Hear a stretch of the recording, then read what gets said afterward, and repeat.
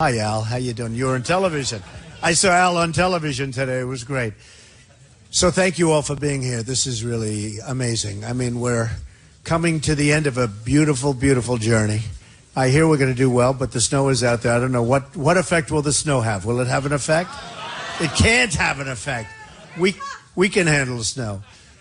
But it's going to be, I think, something special. Tomorrow's a very big day, and it's going to be a very big day for the nation. And it's going to be a vote that I think people, if I believe everything I'm reading, we're going to do very well. And we're going to see. What do you think? We're going to do well? Make America great again? See that hat? It's my guy, huh? And it's going to be very exciting. I want to thank Al. I saw him all over television today. There's nobody that loves the vets more than Al, right? And we're going to take care of the vets. We're going to take care of the vets. And Al goes to the speeches of many of the candidates, all of the candidates essentially, and he's settled with Trump because I know the issues, and I really know the issues. And it seems like with the vets, we almost have unanimous support because we know what to do and we know what to. They've been so poorly treated. They've been so badly treated. So, Al, you're going to make sure I keep that perfectly, right? We're going to have a lot of fun, and we're going to take care of a lot of people. They're our greatest people, and we're not taking care of. You know, we have illegal immigrants that are taken care of better than our vets. So it's going to be something. So we're going to stop in terms of trade. We're going to stop the craziness that's going on.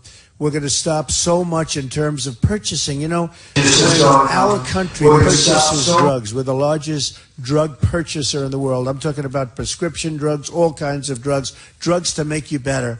We barely even negotiate with the drug companies. The reason we don't negotiate is because the people that I'm running against are all getting money from the drug companies. I'm the only one. I get no money from anybody.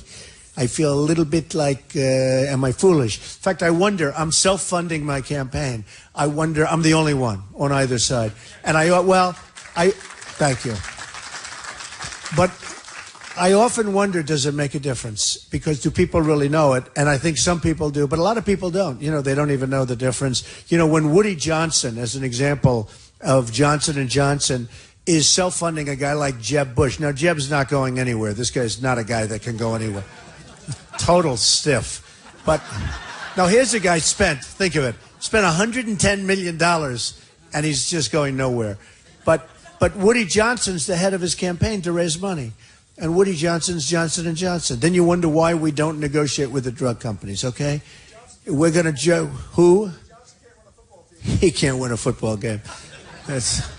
Well, he's a nice guy. Woody's actually a friend of mine. He's a nice guy. But you know, when you look at that and you see what's happening, hundreds of billions of dollars in saving if we make a favored nations clause, if we do anything, if we negotiate. That's one out of many. You have defense contractors, the same thing. You have so many. So there's so much fat in this budget. There's so much fat in the way we purchase. It's going to be a thing of beauty. We're going to do much better than even I've been saying. I'm telling you, much better than even I've been saying. So, you know, one of the things with New Hampshire, and it amazes me because you come through this idyllic setting, this beautiful with the trees and the beautiful roads winding up to the hill, like where we are right now in this little area.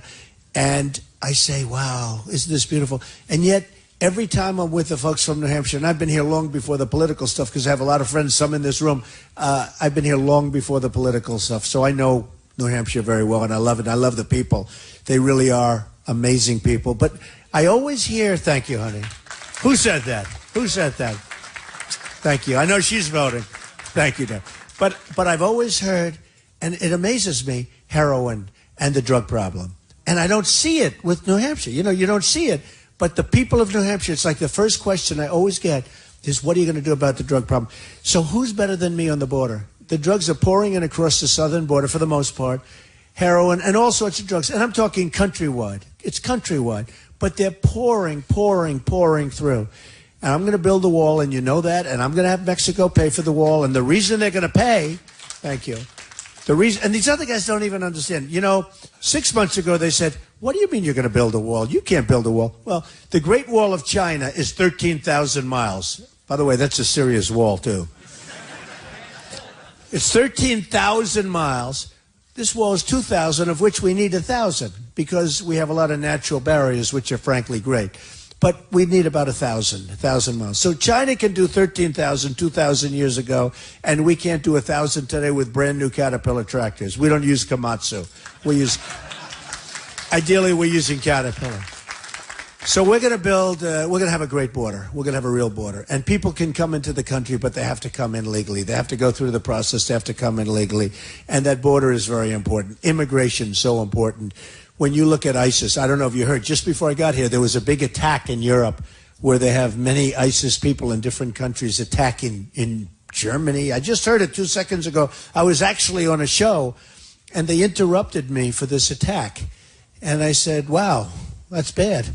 And, you know, you got to interrupt for attack. It's an attack, but it's pretty bad. And it's ISIS. Supposedly it's ISIS. Just happened 2 minutes ago on CNN. It's ISIS, and it's a lot of people in Europe. What are we doing? We can't do this anymore. They want to let these people come in. We have no idea where they're from. You know, the migration, I have a bigger heart than anybody. But we have to be smart. We have no idea where they come from. It could be the great Trojan horse. Look at what's going on in Germany. Look at what's went on in Sweden last week. Sweden, where there's going to be a revolution. Who ever heard of this in Sweden? It never happened before.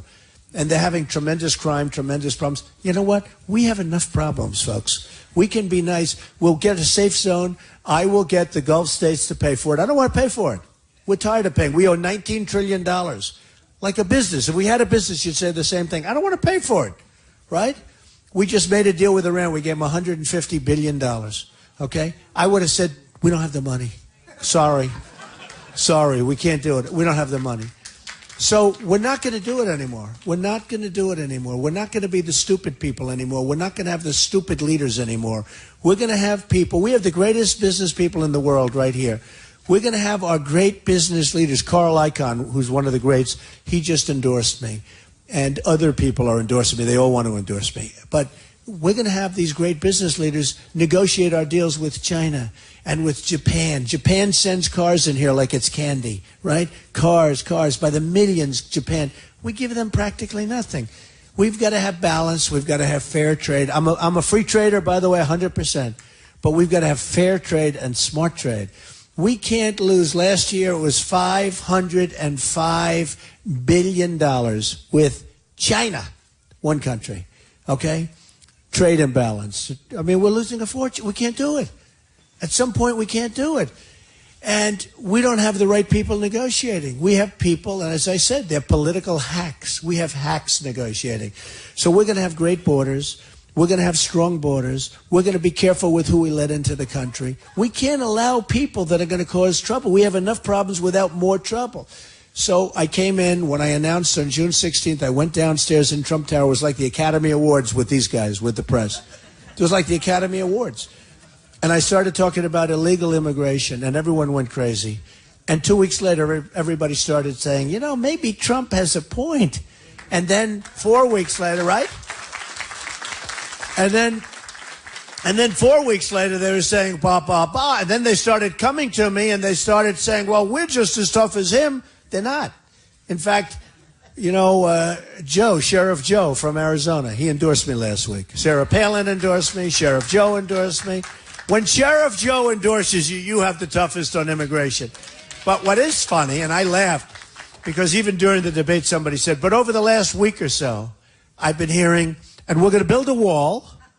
I said, whoa. And my wife said it to me last week. She heard, I won't mention the name of the person, because nice guy, but he was talking about, we will build a wall at the border. And my wife came, darling, did he just say going to build a wall? First time we've heard that. So look, these are politicians, okay? I heard just Jeb Bush, who's a total lightweight. I heard Jeb Bush say before, yes, Marco Rubio is a very, very good friend of mine. I said, he's not a friend of yours. He's not a friend. He hates him. Why does he have to say he's a friend of mine? He just said it on Wolf Blitzer. I was listening. Marco is a friend of mine. He's a dear friend. This is political stuff, folks. We got to get out of it. We got to get out of it. Not friends, you know, not friends. And they lie so much. It's just incredible. We have to get away from these politicians, and we have to bring sanity to this country. And the nice part about me is that because I'm not being taken care of by the oil companies and by the drug companies and by all of the other companies and by countries, because you have not only companies, you have companies and countries that have lobbyists. And that debate the other night, which everybody did say I won, but I won't say that. You know, in the Time Magazine did a poll. Now, I have zero influence over Time Magazine, right? So they did a poll. Almost 70% said I won the debate. And I think next was 6 or 7%. So that was pretty good.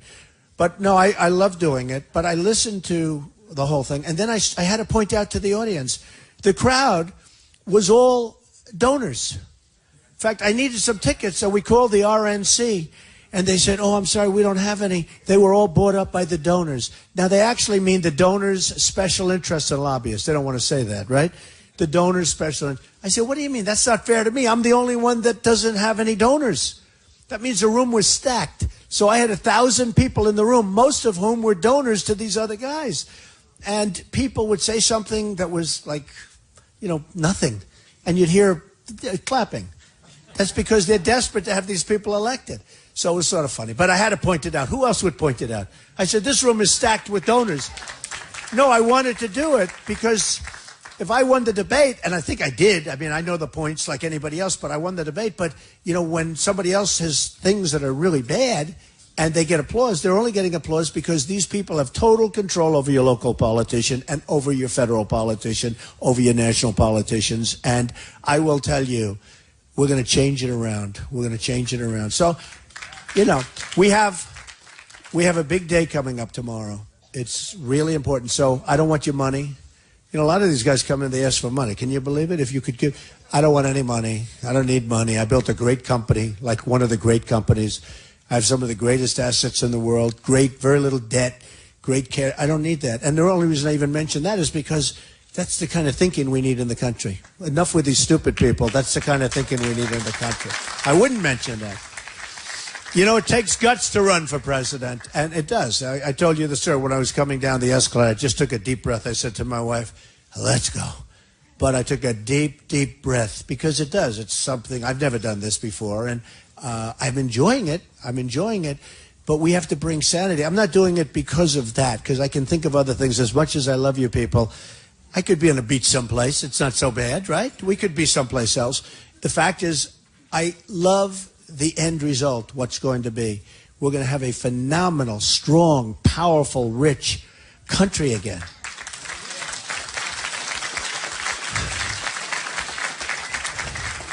One woman came up to me, a wonderful woman. She said, Mr. Trump, I'm supporting you, and I really like you, but I don't like one thing. You say you're going to make our country rich. I say, honey, I can't help it if we don't make it rich. I see that hat. If we don't make it rich, we can't make it great. We need money. We need money. We're no different than a person. We're no different than a company.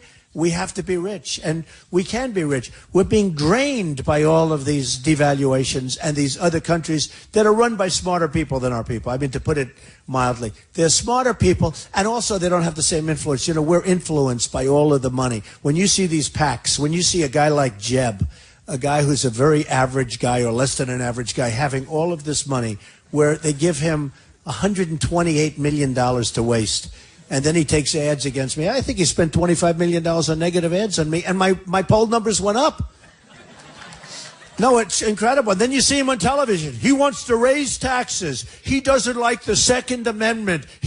All the things that I say, exactly the opposite. I'm doing the biggest tax cut. In fact, I just talked to Larry Kudlow, the great economist, and he was saying Trump has the best tax plan. I'm doing the biggest tax cut. But then I have a politician, this guy, and he's on television saying that I want to raise taxes and I don't like the Second Amendment. I'm the strongest. You have heard me talk. I'm the strongest person on the Second Amendment that exists of these candidates. Not even close.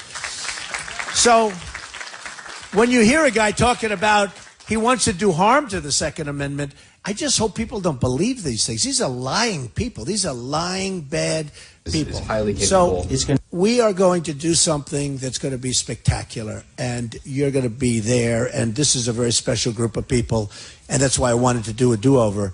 Believe it or not, I couldn't get the plane in, so, I took a little heat for that, for the snow, and now it snows again. I said, there's no way I'm going to stand this. I said, I don't care if I have to come through the Yukon. There's no way. And I thought, with that, I think what we'll do is we'll take a few questions. So go ahead. Anybody have any questions? Yeah, go ahead. Sure. Go ahead. In the back. Oh, do you have a question? Yeah. Go ahead. Okay. Oh, well, I know that. Very powerful.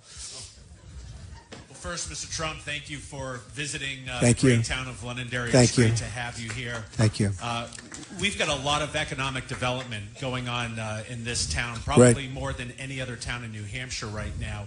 But what will you do as a country to make us more economically competitive in the future? We're going to bring our jobs back. You know, I passed some of the factories, and I passed some of the old factories, some empty and some, with senior citizen housing and different housing. And the housing is all great and all the senior citizen stuff, but eventually we need jobs, okay? Not just a place to stay. We need jobs. They used to be booming, and now they're empty, or they were converted into, in many cases, senior citizen housing. We need, right now in this country, we need jobs. That's what we need. And the jobs have gone. They've gone to Mexico. And I mean, for this area, what's happened to you with Mexico, with people that don't know what they're doing with trade agreements, I mean, it's incredible. I'm going to bring the jobs back. And they'll come back here, but they're going to come back all over the country. You look at, I mean, it's important. We love the country. I want the automobile industry to come. Let them come back into Michigan. Ford's building a $2.5 billion plant in Mexico. I talk about it all the time. It's ridiculous. And then they'll sell cars and they'll sell them into this country for no tax, no nothing. What do we get out of it?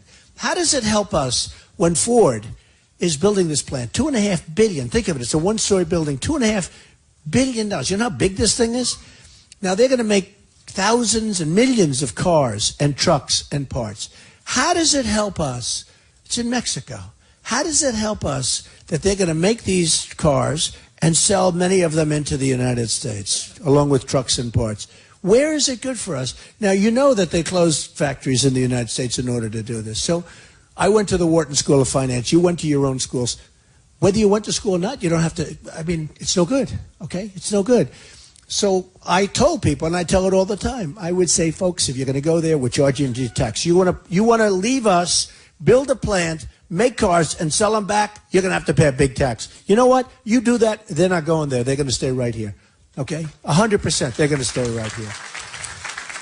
And so we're going to do things. And just, Mr. Mayor, first of all, congratulations. I hear you do a great job, so congratulations, really.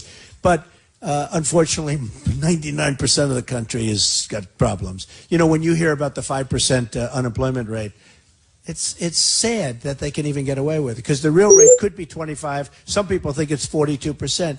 But you have tens of millions of people that have given up looking for a job.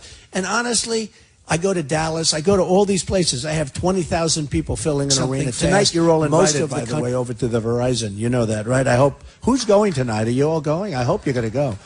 Yeah, because we're going to have an amazing event there tonight. And again, the snow, but I think we'll still have it. It'll still be a great event.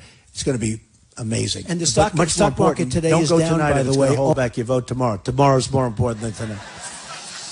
But we have to do something. We have to do something fast. Most of the country is in turmoil. And when I get these massive people, 35,000 people recently in Mobile, Alabama, and they show up, 35,000 people. When I get all of these people, that's because we don't have jobs. And the stock market today is down, by the way, almost 350 points. Is anybody getting killed in the stock market with your money? Yeah. This guy. Well, it'll come back. Let me get in. You have a conflict of interest. I'll get it up. I mean, look, we have to get it up. But the stock market is absolutely being killed. What is it? 384. Oh, 384. Wow, that's a big hit. But that's, the stock market is the worst in its history for the first month. Worst in its history for the first period. So let's see what happens. That was our only vestige of hope, by the way, because the stock market was good, but everything else was bad. And I kept saying, don't worry, the stock market will follow. And that's what happened. Okay, how are you? Hi. Yes or no, will you return the contribution that you received from white nationalist William Daniel Johnson? Who are they? Oh, I don't know who he is. Never heard of him. Who is it? Oh, well, I would certainly return it if you think it's appropriate. I know nothing about him. I have? Okay, then I would return it. Don't be so angry. I don't even know who he is.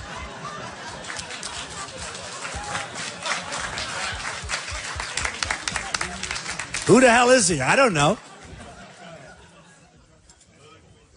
Thank you, Mr. Trump. I was sitting here reminding myself that 53 years ago, I actually went to a 7th grade Valentine's dance in this very room. I went to school across the street from here, and we had no gym, so this was our gym.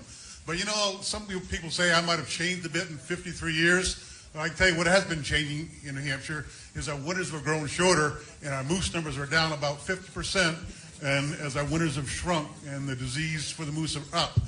We need, you're not a shy guy, but you've been kind of shy to talk about climate change. We need someone who will address climate change and help make our moose great again. It's interesting because my sons are hunters and they love hunting and they know all about your moose up here. They were actually telling me that. Is that mostly disease, are you saying, or is that from hunting? Wow. Wow, that's unbelievable. And it's down 50%. Wow, that's amazing. I'll look at that. That's incredible. Yeah, go ahead. Do you support the death penalty for convicted drug dealers that are convicted of causing a death? Well, I do support the death penalty. I'd have to be a little bit careful with that. If somebody kills somebody, I support the death penalty. And I support the death penalty for policemen that get killed when they go in. We had a case in New York where they go into the car, they put the gun to an officer's head, they pull the trigger. Death penalty all the way. I've always supported the death penalty. I don't even understand people that don't. You have cases that are so egregious where a guy will come up to an 85-year-old woman, punch her in the face, shoot her in the head, rape her, kill her, and then they put him in jail for 25 years.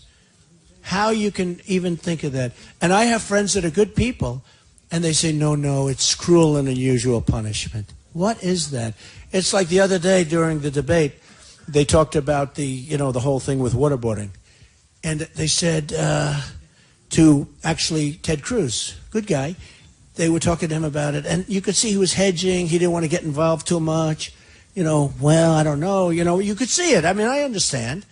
Because maybe they feel it's politically incorrect to talk about waterboarding. Now, waterboarding is sort of the least form of torture, if it's torture at all. Some people think it's not actually torture, but it's sort of a minimal form. But they talked to him, and he was really very tentative, to put it mildly. Then they said, well, what do you think? I said, I'm totally in favor of waterboarding. But I'm also in favor of far worse than waterboarding, because people are chopping off the heads of our people. They're chopping off the heads. And I don't know, maybe I lose votes if I say that. I don't really care. You got to be yourself. I think one of the reasons I'm doing so well, I don't have pollsters. These guys, they can't speak. When Bush was asked a question when he first started about, is the war in Iraq good? So what do we do? I was opposed to it. And by the way, I'm a very militaristic person. Our military is going to be so big, so strong, so powerful, nobody's going to mess with us, believe me. But you got to know. And I don't want to use it. But you got to know. And they asked him, well, was the war in Iraq good or bad? I don't know. Remember that 5 days, 6 days, he gave one answer, another. He went back and forth. This is a guy who is pathetic. And then finally, the pollsters told him what to say. And he said it was bad. Of course it was bad. We spent $2 trillion. We got nothing. Thousands of lives. Wounded warriors who I love all over the place. We got nothing. And now Iran has taken over Iraq. That's the only deal they made that's better than the $150 billion. I always say the $150, that was one of the greatest deals I've ever said. The greatest deal is we gave them Iraq. And Iraq has the second largest oil reserves in the world. So Iran is doing that. Now they're taking over Yemen, not because they want Yemen. They don't want Yemen. They want Saudi Arabia. They'll go and take over Saudi Arabia. And then Saudi Arabia, we defend them for practically nothing. We have bases where we pay rent. We pay rent in Saudi Arabia. Now, I like the Saudis. The Saudis are fine. I do business with them. They're great. Why are we paying rent in Saudi Arabia? They were making $1 billion a day before the oil went down, so now they're making half, okay? We pay rent for military bases. We protect them. Why are we paying rent? They should pay a lot of money if we're going to protect them. I think it's great. South Korea, we protect. We have 28,000 soldiers in South Korea. I order thousands and thousands of televisions and all sorts of things, air conditioners. I order thousands and thousands of them. They all come through South Korea. They make a fortune. They're a behemoth. So when North Korea acts up with this maniac, they act up. We start the ships with this, with that. We're going to protect it. What do we get? We get nothing. We get peanuts. A fraction of the real cost. A fraction. And they're good. I have buildings in South Korea. But you know what? We got to be taken care of. We're not a nation that has to do this. We protect Germany. Nobody even knows that. We protect, as an example, Japan. We have a treaty with Japan. If Japan gets attacked, we have to go to their defense, start World War III, right? If we get attacked, Japan doesn't have to do anything. No, these are the deals that we have. So we get attacked. We get attacked. Japan, because, oh, it's too bad you got attacked. Bye-bye. Have fun. Enjoy yourself. They get attacked. We have to go to war. And I say, who makes these deals? Politicians. Crooked politicians. In many cases, not stupid politicians. They have people from Japan that take care of them through the lobbyists, through special interests for other reasons, and a lot of industry. So, those days are gone. If I get in, you will be so proud of our country. And we're using our smartest people. We're not going to use the dummies. We're going to use the smartest people. We're going to use the great geniuses, many of whom built great fortunes and would love to do it. They don't want money. They don't want any money. Is your leg okay? You look like a rough guy even with a bad leg, right? Looks like a tough cookie, this guy. I wouldn't mess around with him even with that, right? Anyway, but so we have to get smart, and we have to get tough, and we have to be vigilant. When I talked about the Muslims, everybody, same thing. When I talked about illegal immigration in Mexico, oh, the heat. Then I talked about the Muslims. We've got a problem. Everybody wanted to say, we have a president that won't talk about radical Islamic terrorism, won't talk about it. He won't mention it. I mean, when it's 100%, like in Paris, 100%. In California, the 14 people that were killed, 100%. We have a president that won't even talk about it. If you can't talk about it, you can't even use the name, you're never going to solve the problem. So when I said we have to have a moratorium, we have to have a ban until we find out what's going on, and it's temporary and all, but it's got to be a ban because there's a lot of hatred out there. I took a tremendous amount of heat, and now everyone's sort of saying Trump is right. He's right. Look at what's going on in the world. Look at Germany. Look at Sweden. Look at these places. Look at what's happening in the world. So I will tell you, we have to do what's right. And in my case, I do something that's a little different. If it's votes, I don't go to a pollster. I didn't go to a pollster and say, could you tell me how it would be if I told the truth about what's going on with radical Islamic terrorism? I didn't say to a pollster that these people, these very, in many cases, not smart people, they pay so much money. They can't function without a pollster. They can't function. Everything's polled. That's our politicians. I have much more money than them, but I don't have a pollster. I don't want a pollster. I say the truth. Most of the people in here understand what the truth is, and they get it. And many times it's probably bad for me, but I don't care. Because if it means I lose because I say the truth, I'd rather lose. Does that make sense? Yes, go ahead. My name is Stephen Snyder. I'm from Conway. 15 years ago, I lost my 19-year-old son to a prescription drug overdose. And I've been fighting this fight for a long time. Talking to a lot of the so-called politicians. I heard you speak yesterday up in Plymouth. Took me 2 hours to drive down, by the way. It's beat your hour and a half. The situation is... Did you like what I had to say? I did, because you said one thing that was wrong, though. You're not a politician. You're a public servant. The public servant... We need a leader that's going to really tackle this problem. I think the last time that this country took the drug issue seriously was when Ronald Reagan and George H.W. Bush were in office. We had Nancy Reagan just say no. I mean, a lot of people thought that was trivial, but it really wasn't. I mean, this was my boy. Beautiful. This is my boy that Beautiful. passed away. And with prescription. So what happened? He had the prescription. He was a so-called weekend warrior, as I called him. You know, a lot of kids start off with marijuana and think it's no big deal. In today's drug culture, all the drugs have come together. When we look at, obviously heroin came all about because of the prescription drug problem. It created a vacuum. We had a methamphetamine problem. When pseudoephedrine was locked down, we had a meth problem. The Mexicans jumped on that too. So obviously, the majority of the heroin coming across the borders coming from Mexico and South America, we need a president and a leader that really will take this on. I'd love to have your wife. There's many, many family groups like mine that are out there, and I think tapping into that effort and tapping into that energy can make a difference in our country. Right. I could go on and on, but no, but I can't see that. No, the love of your son is incredible, and I can see that, and you should want to. I'd be in the same position. I'd love to have your wife and Ivanka. I understand part of the that. new parent group. When you get to the White House, I will reach out. Well, we'll do that. You let us know, and we will. And you know the guys. You call the mayor or somebody, and I would do that in 2 seconds. No, because I see the passion. And you're right. And it's things that could have been avoided. And they start on the heroin because it's so cheap. There's so much of it. People from here, they say how cheap it is. And that's the problem. It's so cheap, and it's so readily available that everybody starts it, and that's where it starts. And frankly, a lot of times that's where it's ends because it's got such power. When I say politician, I always say I hate calling myself a politician because I know the politicians too well. And I do. I usually don't even say the word politician because I hate calling myself a politician. I guess probably by definition over the last 6 or 7 months, that's what I am, but I still refuse to say I'm a politician. Go ahead. And I guess while you were talking, I was thinking, I tell you, my mind's going a million miles an hour here, but there was something I wanted to say and I went blank. I'm sorry, folks, but the border is important, and I understand where what we need to do, and there's a lot of parents out there that want to get those parent groups back started again. And I know what I'm to talk about. The 6,000 drug dealers that were let out of jail. Hopefully we won't have a repeat of that. It's unbelievable. What do you think those people, of the 6,000, almost every single one of them will be back selling drugs, okay? These people are babies that think differently, and a lot of them don't even think differently. They just don't care. Frankly, I don't even think they care. It's almost like they don't like the country. But out of those 6,000, every single one of them will be back selling drugs. It'll be very rare for one that doesn't. It's a tough situation. I'm sorry about your son. And we will. And Mayor, you'll remember that. You'll bring a group.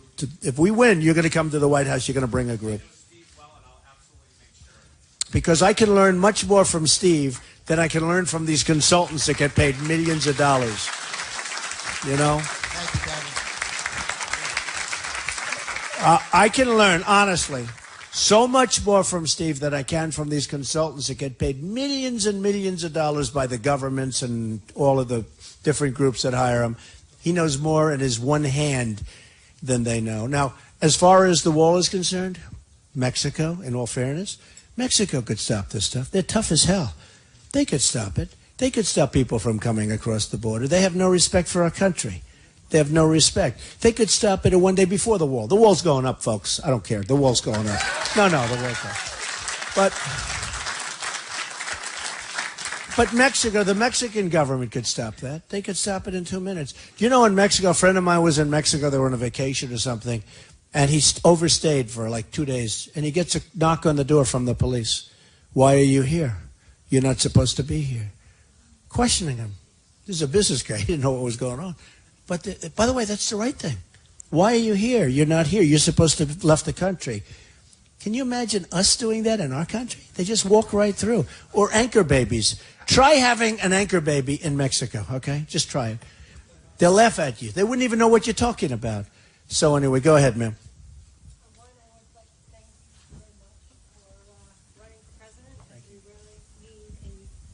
Better president than we have now. Me and my husband are small business owners. We've been in business for 43 years.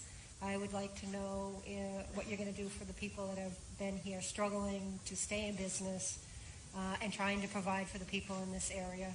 And we're at the point where we don't know how long we're going to be. Well, part of the problem you have is regulation, right? The regulations are so brutal on small businesses, and we're going to be getting rid of so many of those regulations. We're going to go back. We may go back 20 years, but they have put regulations on us, and all it does is bureaucracy. It's like Common Core. I'm totally opposed to Common Core. You have to see the Department of Education. You know, guys like Jeb Bush are totally in favor of Common Core. They want your kids educated from Washington, and they're weak on immigration. Remember, they come as an act of love. That was Jeb Bush. They come as an act of love. Give me a break. They come as an act of love, and you can't have that. But with the small businesses and businesses generally, including large businesses, the regulations are so onerous you can't survive. Go ahead. The fees that the government impose on us are... The fees, that's right. But the other thing, the Common Core is a very important one for me because we hire people that can't even subtract and add and do percentages. And I have to do it myself. And they've been through the whole thing. They're college students. Look, nothing like education being locally based. I've seen it. I've watched it. I'm a big believer in education. I've had a great education. It helped me a lot. And I will tell you, education is so important. Common Core is a disaster.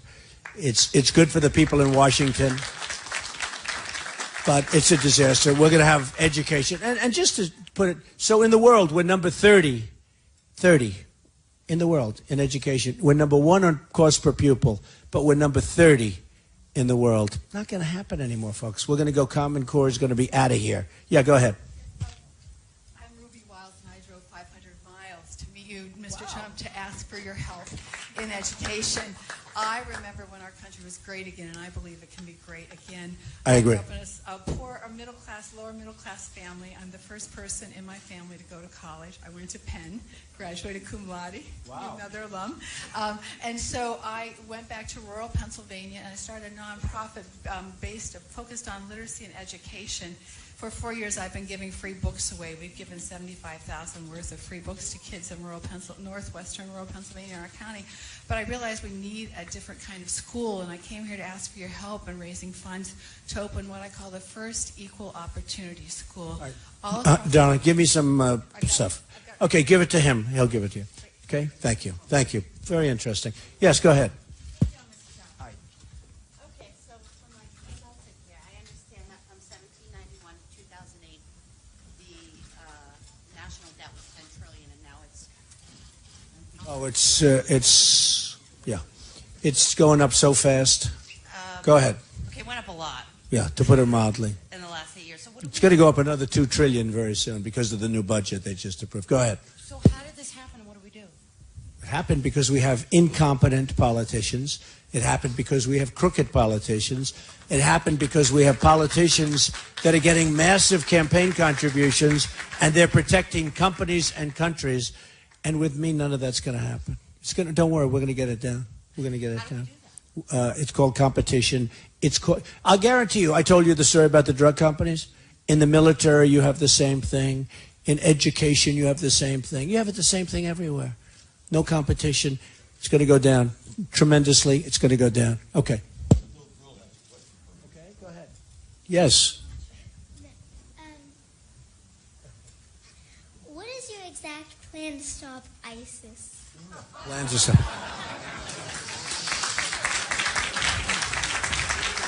You have no idea how many people ask that question. You know, in one way, you hate to talk about it because you just want to surprise. I always say unpredictable. When Obama announced that we're leaving Iraq on a certain date, the enemy said, who would tell us that? And they pulled back. You know, they don't want to die as much as people say they don't care. They do care. And they pulled back, and right after that date, they went in and did whatever they want to do. And, it's gone. Frankly, it's all controlled by Iran now. Soon will be totally controlled, including all of the oil. But there's a certain thing, remember the 50 soldiers that we're sending over about 3 months ago? We are sending 50 soldiers over to Iraq and Syria. We're sending 50 soldiers. Big news conference. Why are we telling people this? Right, Al? Why are we telling people this? Why do we send them? So now these 50 young, beautiful people have targets on their back. Everyone's looking for them. If he wouldn't say that, he wouldn't know. But he wants the publicity. He wants to show. And actually, it's not even a good thing to say because 50 sounds so small. It's almost like, what are you doing with 50 people? But why do you say this? So, when they say, what are you going to do with ISIS? I have absolute plans. I told you about the oil. I want to knock the hell out of the oil and take it away from them and everything else.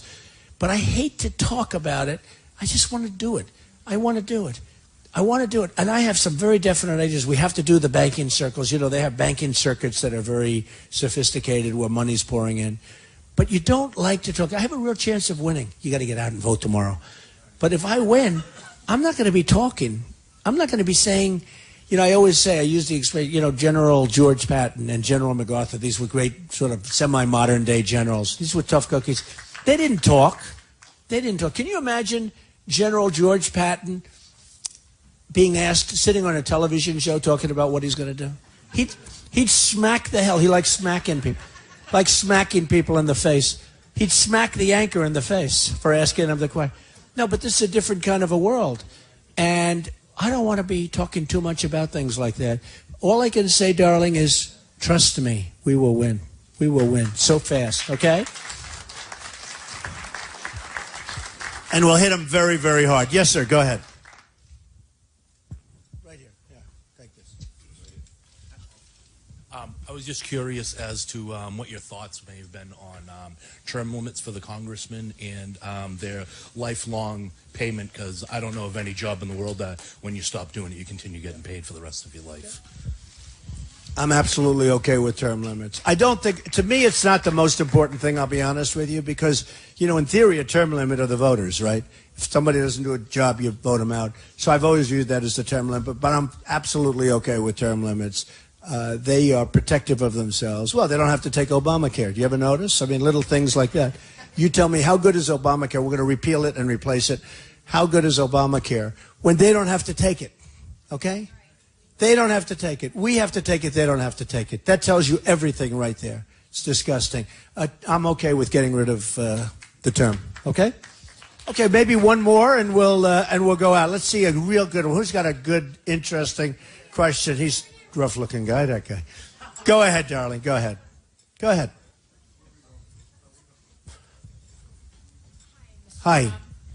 I'm an old flight attendant with United Airlines. A young flight attendant. Very old. And I flew Flight 175 September 10th. And in watching the news, the first tower was hit. And then I saw my airplane with my friends on Flight 175. Right. And they were young and good kids. Two of them just, Amy and her boyfriend Ted had just gotten engaged the week before on a layover. And a lot of... You were on that flight previous? Like 24 hours. I see. And they were my friends. Good kids. Young, like 20 years old. Right. I could have been their mom. But a lot of survival guilt. And when I got back on the airplane to work a trip, I was so angry. I wasn't afraid at all.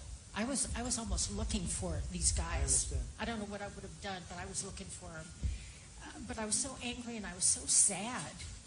And the two together, it was tough to function.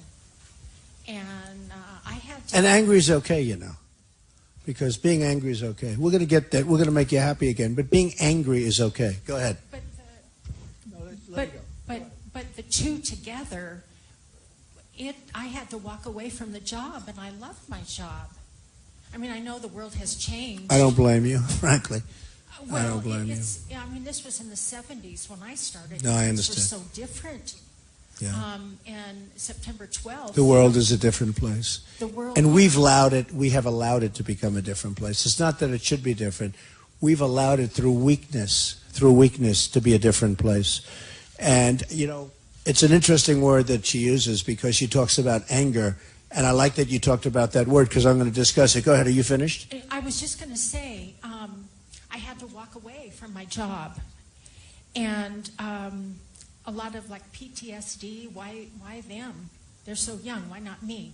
But this little girl asked about ISIS, but I asked Governor Christie and Governor Bush what they would do to protect my family, my friends, all of the people in this room, our country, how to protect us. I mean, I expect North Korea to go knocking on the door at the White House and saying, you gave Iran $150 billion. What are you going to give me?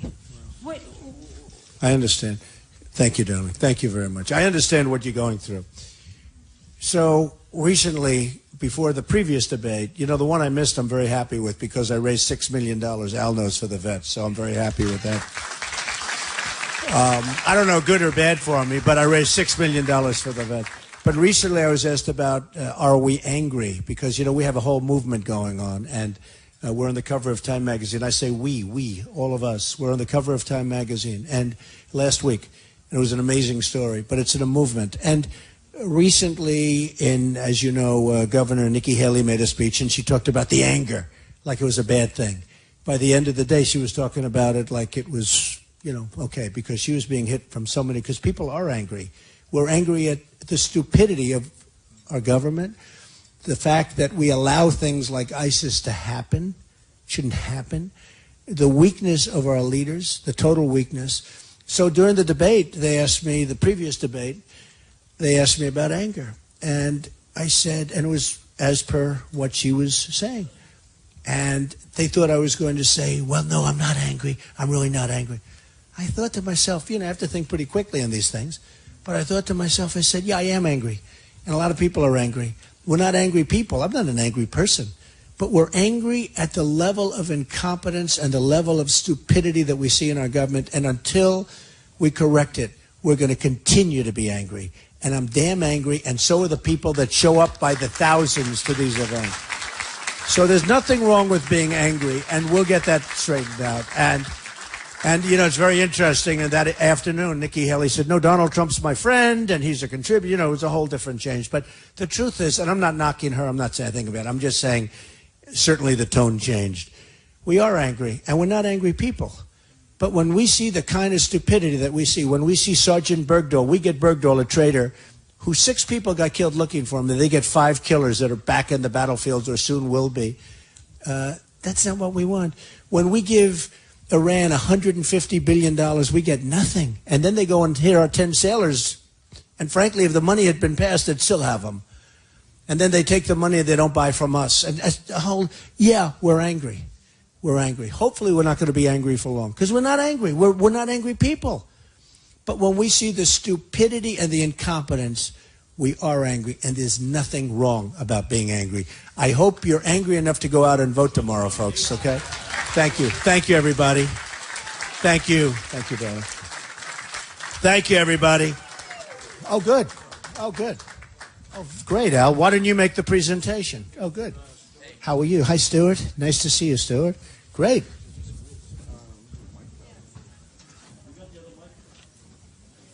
Okay. On behalf of the Donald Trump's foundation here, we are very honored that instead of doing the political thing, he once again, since the 80s, the 70s, on the history I read of Mr. Trump, he's been taking care of veterans since then, and he's still taking care of veterans, and they donated $100,000 to our homeless veteran shelter in Manchester. Thank you. Thank you. Great. Congratulations. That's good.